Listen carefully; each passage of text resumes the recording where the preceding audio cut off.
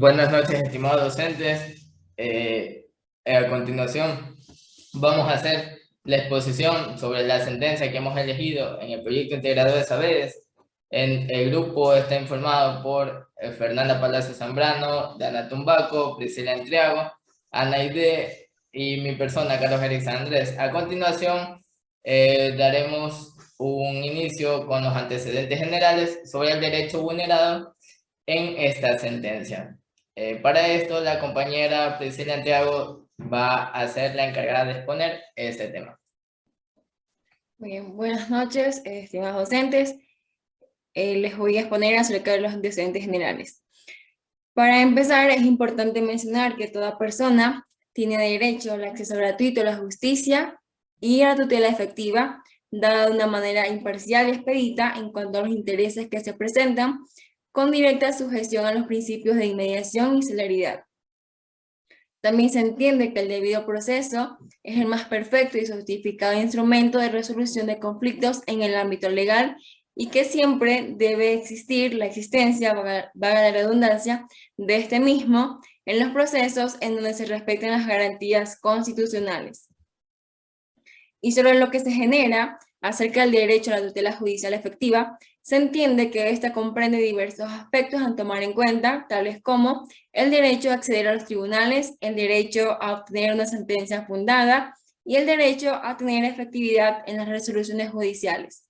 Asimismo, la tutela judicial efectiva resulta y surge cuando se ha vulnerado un derecho, siendo esta misma el instrumento que clarifica de manera imperativa el incumplimiento de los fallos judiciales.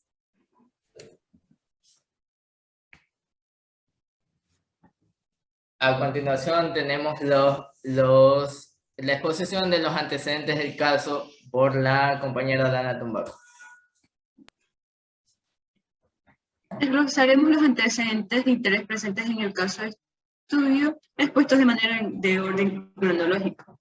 Como lo primero tenemos que la doctora Karina Verónica Valenzuela Maya inició la presente acción interponiendo la demanda por la causal de despido ineficaz contra el señor Jorge Hugo Carvajal y cuyo proceso fue asignado con número 173-71-2012-09-274 el día 28 de octubre de 2016.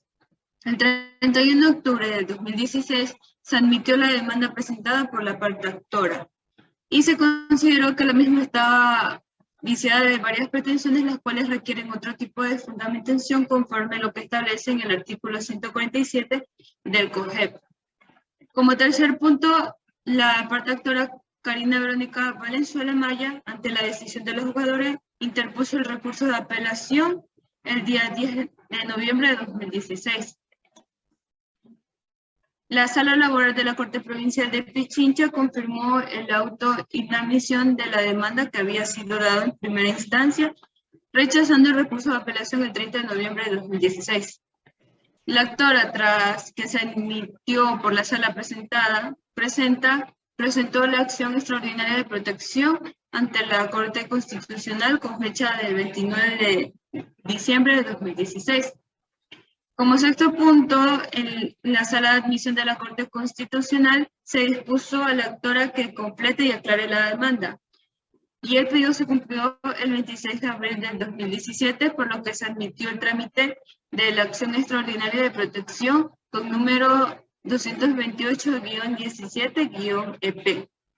Una vez hecho el sorteo de la causa en la Corte Constitucional, la sustanciación de la referida acción correspondió al juez constitucional Hernán Salgado Pesantes, y este abocó de conocimiento el 22 de junio de 2021 para que la Corte Provincial emita su informe de descarga. Y por último, las juezas de la Corte Provincial presentaron su informe de descarga con fecha de 30 de junio de 2021. A continuación tenemos la intervención de la compañera Fernanda Palacios con los argumentos legitimados activos. Como argumento legitimado activo tenemos que la actora solicitó que se emitiera la acción. La señora Karina Valenzuela, que identificó que fueron vulnerados los derechos de la tutela judicial efectiva, el debido proceso y la irrenunciabilidad de los derechos de los trabajadores y el principio de no sacrificar la justicia por la omisión de formalidades. Vemos que el accionante, en razón de lo expuesto, identificó que al admitir su demanda, esta quedó en un estado de indefensión por la decisión emitida por los jueces de primer nivel. Adicional a esto, la autora manifestó que los jueces de la Corte Provincial habrían incurrido de una inadecuada administración de justicia, sacrificando la justicia por la sola omisión de formalidades, y se habría violado el derecho a la tutela judicial efectiva, dejándola en indefensión en razón de haberse superado el plazo de 30 días que se establece en la reforma del Código de Trabajo, Ley de Justicia Laboral, para demandar por despido ineficaz. Concluyendo, la parte actora indicó que la competencia de la autoridad jurisdiccional para dar a saber sus pretensiones se sustentó en el artículo 29 de la Ley Orgánica de Empresas Públicas, más no en la Ley Orgánica de Servicios Públicos, la cual fue erróneamente por la Sala. Y a su vez manifiesta que no existió en su demanda pretensiones contradictorias ni incompatibles.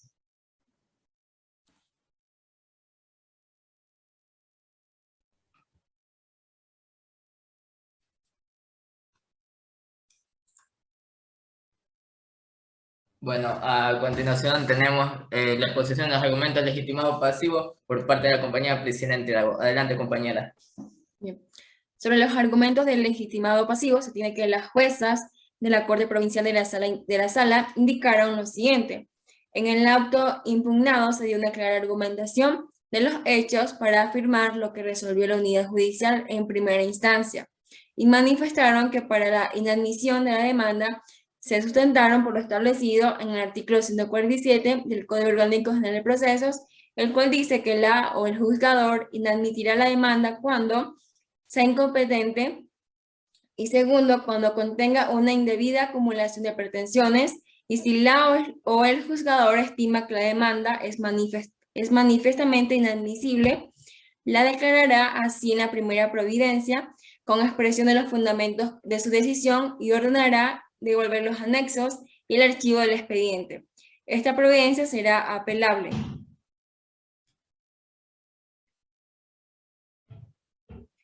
Y se concluyó citando un extracto de una resolución, la cual tiene por número 05-2021, la cual fue emitida por la Corte Nacional de Justicia el 5 de marzo del 2021, indicando que se dispuso que sea el juez y no las partes quien determine el objeto de la acción, es decir, el despido ineficaz. Bueno, ahora me toca a mí exponer sobre la identificación de problemas jurídicos y también sobre el análisis que realiza la Corte Constitucional sobre este caso. Sobre la identificación de problemas jurídicos, en un primer punto tenemos que en este caso específico, el dictamen solo se centra en el análisis de la presunta violación del derecho de la tutela judicial efectiva. Se está reconocida en la Constitución ecuatoriana, el cual expresa que toda persona tiene derecho al acceso gratuito a la justicia y a la tutela efectiva, imparcial y expedita de sus derechos e intereses, con sujeción a los principios de mediación y celeridad. En ningún caso se quedará en indefensión. El incumplimiento de las resoluciones judiciales será sancionado por la ley. Tenemos asimismo que la Corte Constitucional en sus diversas resoluciones ha determinado que el derecho a la tutela judicial efectiva se lleva a cabo en los siguientes elementos. El acceso a la administración de justicia, que nos indica que toda persona tiene que tener de una manera equitativa y gratuita el acceso a la misma. Debido al proceso judicial, este principio jurídico es el cual se debe de respetar y amparar todos los derechos que otorgan a las personas que están establecidos dentro de las leyes. Y la ejecutoriedad de la decisión, que indica que las resoluciones de la Corte Constitucional son los fallos ya finales, en los cuales no se admitirá otro tipo de recurso. También tenemos que la Corte, sobre referido elemento, o sea, la tutela judicial efectiva, ha expuesto que el mismo se lo vulnera cuando existen varios tipos de barreras, entre ellos las geográficas, las legales, las económicas, las burocráticas y las culturales. Hablando ya específicamente sobre el análisis que realiza la Corte sobre la sentencia, tenemos lo siguiente, que se detalla lo siguiente. Por más que existían pretensiones ajenas con el objeto principal de la acción, la sala no probó aquellas pretensiones que sí se relacionaban de manera directa con el objeto de la acción. Al tratar sobre el derecho a la tutela judicial efectiva no implica el hecho de que exista un dictamen sobre el fondo de la controversia, ya que hay razones jurídicas relacionadas por circunstancias e imposiciones que están dadas en la organización procesal de cada disputa jurídica que no considera esta eventualidad. Esta figura jurídica se trata de la admisión de la demanda que antes la compañera Priscila nos ha dado en referencia. Tenemos también asimismo que no permite la decisión tomada por el juez de primer nivel y la ratificación que realiza la sala saber el fondo de la controversia. En el presente caso, la inadmisión de toda la demanda no considera las pretensiones realizadas con el objeto de la acción de despido ineficaz. Conforme al artículo 153, numeral 4 de COGEP, se establece la legal acumulación de pretensión, que se plantea como una excepción previa. Pero ¿qué ocurre cuando se no admite toda la demanda? Que estas excepciones no pueden ser tratadas al momento de la audiencia única. En conclusión, ¿qué es lo que lleva a finalizar la Corte Constitucional con este análisis? Que se evidencia la afectación como tal del derecho al acceso a la justicia, resolviendo que la decisión impugnada vulnerable el derecho a la tutela judicial efectiva. Esto al tenor de dos aspectos muy importantes. La indefensión al sacrificar la justicia por falta de formalidades y la errónea interpretación del cuerpo normativo aplicado en este caso por parte de la sala. Por último, tenemos las conclusiones que hemos llegado como grupo. En este caso, la compañera Anaide nos va a hablar sobre las mismas. Bueno, concluyendo con el presente trabajo en general y bajo una extensa investigación, podemos destacar que el derecho de la tutela judicial efectiva vulnerado en esta sentencia es un derecho primordial inherente a la persona y que por esta calidad se configura un derecho humano, el cual es necesario para la formación del individuo dentro de la sociedad, incluyéndose dentro de los instrumentos internacionales. En nuestro país, dentro de la Constitución, está expresado en su artículo 75, por lo que un derecho de esta índole debe garantizarse a través de las decisiones que se generan en la justicia ordinaria. Es importante resaltar que la Constitución del 2008 define a nuestro Estado como una institución constitucional de derechos y justicia social, equivalente a la de Estado social y democrático de derecho, lo que conlleva que los derechos que se encuentran establecidos dentro de la misma no son de carácter únicamente declarativos, sino que adicional. Se debe de garantizar su pleno cumplimiento y vigencia. Este también indica la obligación que tiene cada Estado de ofrecer de manera eficaz y eficiente la aplicación igualitaria de los derechos que emanan de la Constitución. Asimismo, dar protección jurídica cuando se interpone ese tipo de acciones contra actos violatorios de los derechos fundamentales que son cometidos por los administradores de justicia en omisión a ciertas formalidades, siendo ese amparo ejecutado de manera directa, procurando generar los mecanismos necesarios para garantizar el debido proceso y determinar quién es el responsable de dichas vulneraciones. ¿Y quién es el encargado de esto? Pues como vemos, es el Estado, mediante la Administración de Justicia, es quien debe reparar la violación. Bajo esta misma línea, los jueces y demás operadores de justicia ordinaria son quienes cargan con la responsabilidad de respetar el derecho a la tutela judicial efectiva.